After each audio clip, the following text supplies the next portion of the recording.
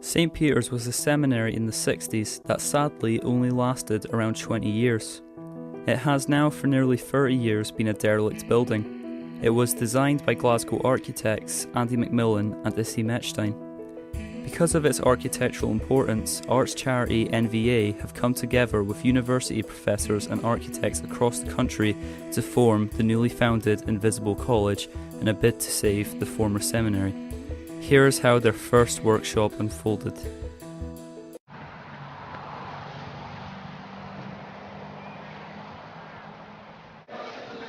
This gathering at Geilston Hall is the first big step of a 20-year master plan. I am also intrigued at how the Invisible College is made up of all different kinds of people.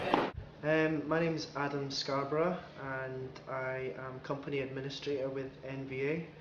I started working for NVA about a year ago, having completed a degree in English Literature and Theatre Studies. My name is Ali Jordan. I'm a local resident here in Cardress. I'm in my last year studying history at Glasgow University. I think I've always been interested in the Kilmahue St Peter's site ever since. I suppose it's just walking around it from a very young age. So I'm Maureen Ward and I came from Manchester last night especially to come to this event, which had really attracted me primarily because of its St Peter's Seminary, which was kind of overwhelming and is part of a kind of an obsession at the moment of kind of ruination. We're in Cardress at the moment. We're walking to St Peter's Seminary. Sort of wee tunnel trees. Stuff down there? The stuff just at the base of the slope, yeah.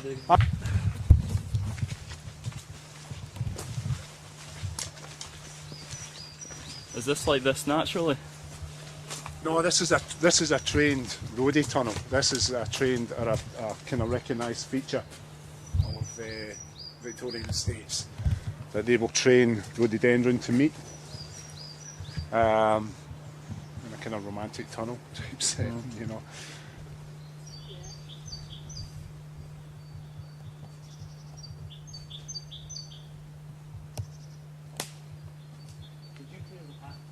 Around the back end and sort of close. I know it was always sort of there.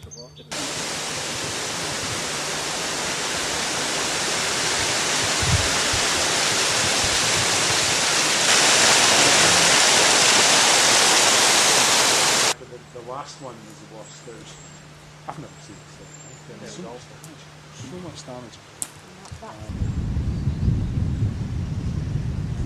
I am told that when people do visit St Peter's, they often just go directly to the seminary and actually miss out on the Kilmahue woodlands and everything else that surrounds it.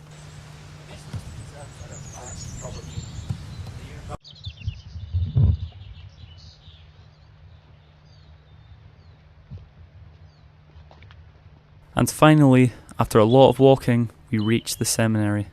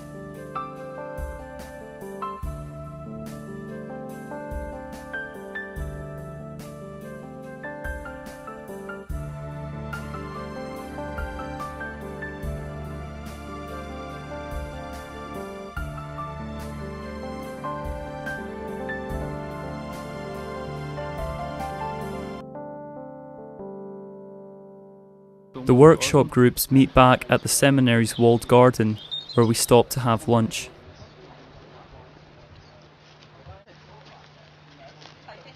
big long building, you can't see all the walls. Yeah, there's another. Well, we're here on the first ever day of the Invisible College, and it's a bit of a dream because 3 years ago NVA first came up with the idea of coming to St. Peter's, Kilmahue, and seeing if we could do something with it, seeing if we could be part of the story of its restoration. We found the seminary, and we thought, oh, this is a place worth fighting to keep. And it's been 2.5 years since that point that we've raised some money, put a team together, began to develop plans for how you would bring this landscape back into productive use and restore parts of the building to enable the programme of the Invisible College to take place. And it's great because it's doing exactly what we hoped, to have an informal time where the act of learning about a place is pleasurable and where the value of someone's voice who is local is equal to someone who, for their job in a university, has studied the history of ruins. And we hope in the long run that the Invisible College becomes something permanent and that this just becomes an inspirational place for people to visit. Yeah. So my name's Hayden Lorimer and I'm from University of Glasgow. Here today as one of the co-organisers of the first gathering of the Invisible College, which is a new thing for Kilmahue Woods and for St. Peter's Seminary. What we envisage the Invisible College being is a forum, really, a forum for different types of practical experiment, popular education, and for creative exchange, and that will involve people from the local communities of Renton, Cardross, Helensburgh, also representatives of interested organisations for whom this site is a really meaningful and important place because of its architectural heritage or because of its religious history, and also a meeting place for visitors from overseas, writers, artists, architects, landscape designers. The Invisible College really is then a kind of fulcrum or a crucible even for creative practice. One of the ways that we can make sure that happens is by organising dedicated day events just like the one that's taking place today. There's a second due to take place on Saturday, June the 9th, and a third due to take place on Saturday, September the 8th. Has the Invisible College received good support off of local residents from Cardross and Renton? It has, and we've been really encouraged by the level of interest and enthusiasm that local communities have shown us. NVA, of course, have been working for a little bit longer than the life of the Invisible College to build up that local dialogue and that local exchange. There's a landscape group and a heritage group who have already kind of set their mark on the place, and it's terrific to know that they've been involved in surveying the landscape and also changing the landscape. So some of them were recently involved in, just round the corner from where I am now, digging up some of the ground in preparation for planting some tatties, which is going to be happening later on this afternoon. So there is a level of enthusiasm that will hopefully produce a harvest too in terms of some fresh tatties in September. Angus now anoints the Invisible College with dry gin by toasting their collective future together with the rest of the workshop.